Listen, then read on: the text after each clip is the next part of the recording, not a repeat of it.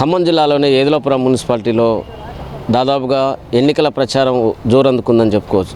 ఇప్పటికీ దాదాపుగా అభ్యర్థులు తమ నామినేషన్ ఖరారు చేసుకొని దాదాపుగా ఎన్నికల ప్రచారంలోకి వెళ్ళి ప్రజల వద్దకు వెళ్తున్న పరిస్థితి కనబడతా ఉంది. ఏదులాపురం పంచాయతీలో 26వ డివిజన్ కార్పొరేటర్ అయినటువంటి మరి జ్యోతి గారు ఇప్పటికి తన ప్రచారాన్ని ముమ్మరం చేశారు. దీనికి సంబంధించి ఇప్పటికి దాదాపుగా ప్రజల వద్దకు వెళ్ళి తనను ఓటును అభ్యర్థిస్తూ తనను గెలిపించాలని చెప్పి అభ్యర్థించిన పరిస్థితి కనబడతా ఉంది. అసలు వారిని మరి ఈ డివిజన్లో వారు ఎందుకు పోటీ చేయాల్సి వచ్చింది అనేటువంటి విషయాన్ని కూడా వారిని అడిగి తెలుసుకునే ప్రయత్నం చేద్దాం. చెప్పండి మేడం, అసలు ఎట్లుంది మీ ప్రచారం, ఎట్లా కొనసాగుతా ఉంది? ఇంటింటికి వెళ్తున్నామండి, మంచిగానే ఉంది. ఇంటింటికి వెళ్తున్నాం, గడప గడపకి వెళ్తున్నాం. ఏమైనా అందరు మంచిగా కారు గుర్తుకే వేస్తామని చెప్తున్నారు. ఇప్పటికైతే మంచిగా ఉంది. అంటే మీరు అసలు రాజకీయాల్లోకి కొత్తగా వచ్చారు, ఎందుకు రావాలనుకున్నారు రాజకీయాల్లోకి? అసలు మా లేడీ మహిళలకి అందరికీ నేను సాయంగా ఉండాలని నేను వచ్చా. మంచిగా ఇంకా చూసుకుందామని. మేము గెలిస్తే మాత్రం మా లేడీస్ వాళ్ళకి అందరికీ అండగా ఉంటానని వచ్చాను. అంటే గెలిచిన తర్వాత మీరు ప్రజలకు ఎట్లా చేయాలనుకుంటారు? అంటే చేస్తాం. గెలిచిన తర్వాత మేము మంచిగా లేడీస్కి అందరికీ మా ఇంటింటి గడపకి మేము ఎట్లా వెళ్ళినామో వాళ్ళకందరికీ మంచిగా సాయం చేస్తాం.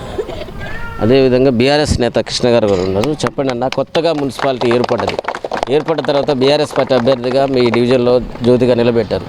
అసలు ఎట్లా ప్రజల నుంచి ఎటువంటి రెస్పాన్స్ వస్తూ ఉంది? ప్రజలకు మీరు ఏం చెప్తా ఉన్నారు? మాకు తెలంగాణ వచ్చిన తర్వాత 2014 నుండి 13 సంవత్సరాల నుండి ఇక్కడ ఎన్నికలు జరగలేదు. ఫస్ట్ టైం ఇక్కడ ఎన్నికలు జరుగుతున్నాయి కాబట్టి మేము ఇంటింటికి వెళ్తున్నాం.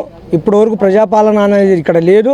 ప్రజల వద్దకు అసలు పాలన అని చెప్తున్నారు కానీ ఏమీ జరగలేదు. ఇక్కడ 2014 నుంచి స్పెషల్ ఆఫీస్ పరిపాలన జరిగింది. వాళ్ళు ఇష్టం వచ్చినట్టు వాళ్ళు ఇష్టారాజ్యంగా చేసుకున్నారు. ఇక్కడ అయినా కూడా తెలంగాణ ప్రభుత్వంలో మేము కూడా భాగస్వాములు ఉన్నాం కాబట్టి ఇక్కడ రోడ్లైనా కూడా డ్రైనేజీలైనా కూడా ప్రజలకు పెన్షన్లు కానీ ప్లస్ రైతు బంధు కానీ ఏ రకమైన అభివృద్ధి కానీ మేమే పర్సనల్గా చేసుకుంటూ వచ్చాము. కానీ దాని తర్వాత మార్పు అని కాంగ్రెస్ గవర్నమెంట్ వచ్చింది. 3 సంవత్సరాల్లో ఇప్పటి వరకు ఏ మార్పు తీసుకురాలేదు. మేము వేసిన రోడ్లే, మేము వేసిన డ్రైనేజ్లే, మేము ఇచ్చిన పెన్షన్లే తప్ప ఇప్పుడు వరకు వాళ్ళు దొంగ హామీలు 6 దొంగ హామీలు 420 దొంగ హామీలు చెప్పి ఒక్క హామీ కూడా ఇప్పటి వరకు నెరవేర్చలేదు. కేవలం బస్సు ఫ్రీ బస్సు ఒక్కటే తప్ప ఇంకా ఏ విధమైన అభివృద్ధి మా పెత్తండ పంచాయతీలో కానీ ఇంకా ఏ విధమైన ఈ రాష్ట్రంలో కానీ ఇప్పుడు వరకు అభివృద్ధి చేయలేదు. కాబట్టి మేము ఇంటింటికి వెళ్తున్నాం. మాకు మీరు వచ్చిన తర్వాతనే ఇక్కడ డెవలప్మెంట్ జరిగింది. కాంగ్రెస్ గవర్నమెంట్ గెలిచిన తర్వాత ఏం జరగలేదు. మళ్ళీ మీకు కారు గుర్తుకే ఓటేస్తాం, మీరు మాకు తప్పకుండా అభివృద్ధి చేయాలని మేము కాంక్షిస్తున్నాం. మీరు వచ్చినందుకు చాలా ధన్యవాదాలు అంటున్నారు. ఈ కాంగ్రెస్ పరిపాలన ఎంత దారుణంగా ఉందంటే మేము ఏ విషయాన్ని పోయి కమిషనర్ గారిని అడిగినా కూడా ఏ విషయం చేయట్లేదు. కాంగ్రెస్ వాళ్ళు పోతేనే వాళ్ళు చెప్పిందే చేస్తున్నారు కానీ వాళ్ళే ప్రజల ఇక్కడ వాళ్ళే ఓట్లేసిరా, చాలామంది ఓట్లేసారు, వాళ్ళని గెలిపించారు. మార్పు అని ఒక్కొక్క నియోజకవర్గంలో 50,000 నుంచి 60,000 ఓట్లు మెజారిటీతో గెలిపించారు. దేనికోసం గెలిపించారు? మార్పు కోరి గెలిపించారు. కానీ ఇప్పుడు వరకు ప్రజలకి ఏమీ పరిపాలన జరగలేదు. అందుకనే వాళ్ళు విసిగిపోయారు. మొన్న శ్రీనివాసరెడ్డి గారు ఏమంటున్నారు? 2.5 సంవత్సరాల్లో మేము అద్భుతమైన అభివృద్ధి ఇక్కడ చూపించామంటున్నారు. మరి అద్భుతమైన అభివృద్ధి చేస్తున్నప్పుడు ఒక రోడ్ అయినా ఇక్కడ చూపించాలి కదా, ఒక్క డ్రైనేజ్ అయినా చూపించాలి కదా. అవి ఏమి చేయలేదు. మళ్ళీ ఇప్పుడు ఏమంటున్నారు? ఇంకా అభివృద్ధి చేస్తాం ఈ మున్సిపాలిటీలో అంటున్నారు. మొన్న 2.5 సంవత్సరాల్లో చేయలేని అభివృద్ధి ఇప్పుడు చేస్తామని దొంగ మాటలు చెప్పి ఓట్లు వేయించుకొని వెళ్ళిపోతారే కానీ వాళ్ళు ఏమి అభివృద్ధి చేయరు. మళ్ళీ కేసీఆర్ ప్రభుత్వమే రావాలి. కేసీఆర్ గుర్తు మీద గెలిచిన అభ్యర్థులే వస్తే కానీ ఇక్కడ అభివృద్ధి జరుగుతుంది. కాబట్టి మీ ద్వారా మేము కోరుకునే ఈ మున్సిపాలిటీ ప్రజలకు ఎక్కడైనా ఈ 32 వార్డులలో ఏ వ్యక్తి అయినా నిల్చొని కారు గుర్తుకి మీరు ఓటేస్తే మేము ఈ మున్సిపాలిటీని నెంబర్ 1 మున్సిపాలిటీ, రాష్ట్రంలో నెంబర్ 1 మున్సిపాలిటీకి చేస్తాం.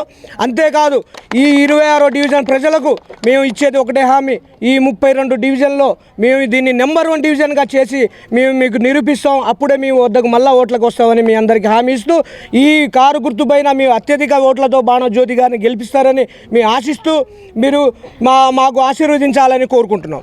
అసలు 26వ డివిజన్లో దాదాపుగా మీరు బీఆర్ఎస్ గవర్నమెంట్ ఉన్నప్పుడు చేసినట్టు అభివృద్ధి అనేటువంటిది మీరు చెప్తా ఉన్నారు. ఇప్పుడు మీరు దగ్గరికి వెళ్ళినప్పుడు మీకే ముందుకు ఓటేయాలంటే ప్రజలకు మీరు ఏం చెప్తారు? ఇప్పుడు కొత్తగా మా ఏరియాలో కొత్త వెంచర్లు ఏర్పడ్డాయి. మీరు వెళ్ళి ఎంక్వైరీ చేసుకోండి. టీఆర్ఎస్ ప్రభుత్వంలో వేసిన రోడ్లు టీఆర్ఎస్ ప్రభుత్వం వేసిన డ్రైనేజీలు తప్ప వాళ్ళు ఇప్పటి వరకు ఒక్క ఇటుకే ఒక తట్టెడు మట్టి కూడా పోయలేదు. అందుకనే మేము ఎన్నికల బిఫోర్ కూడా ఒక్కొక్క రోడ్లు టీచర్స్ కాలనీలో కానీ, మేధా కాలేజీలో కానీ, వెనక అబే టౌన్షిప్లో కానీ, ఆర్ఎస్ నగర్లో కానీ మీరు ఎక్కడైనా ఎంక్వైరీ చేసినా కూడా మేము ఒక్కొక్క రోడ్లు 50 లక్షలు, 60 లక్షలు, 70 లక్షల రోడ్లు వేసాం. కానీ వాళ్ళు ఇప్పుడు వరకు వచ్చి ఒక్క 50,000 రూపాయల వర్క్ కూడా చేయలేదని మేము మీ ముఖంగా వాళ్ళకి ఛాలెంజ్ చేస్తున్నాం. వాళ్ళు ఏదైనా వర్క్ చేపిస్తే, వాళ్ళు ఏదైనా వర్క్ కంప్లీట్ చేస్తే ఈ 2.5 సంవత్సరాల్లో మాకు చూపించండి, మేము ఈ ఎన్నికల నుంచి బయటికి వెళ్ళిపోతాం.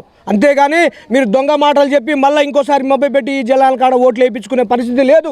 ప్రజలందరూ ఆల్రెడీ నిర్ణయించుకున్నారు, కారు పార్టీ మీదనే మనం ఓటేయాలి, కారు గుర్తుకే ఓటేస్తేనే అభివృద్ధి జరిగిద్దని వాళ్ళందరూ రెడీగా ఉన్నారు. మేము గడప గడపకి వెళ్తున్నాం. వాళ్ళే మీరు రావద్దమ్మా, మాకు ఈ కాంగ్రెస్ పార్టీ నుంచి విముక్తి మాకు కల్పిస్తారు, మేము కల్పిస్తాం, వాళ్ళు కారు గుర్తుకే ఓటేస్తామని చెప్తూనే ఉన్నారు.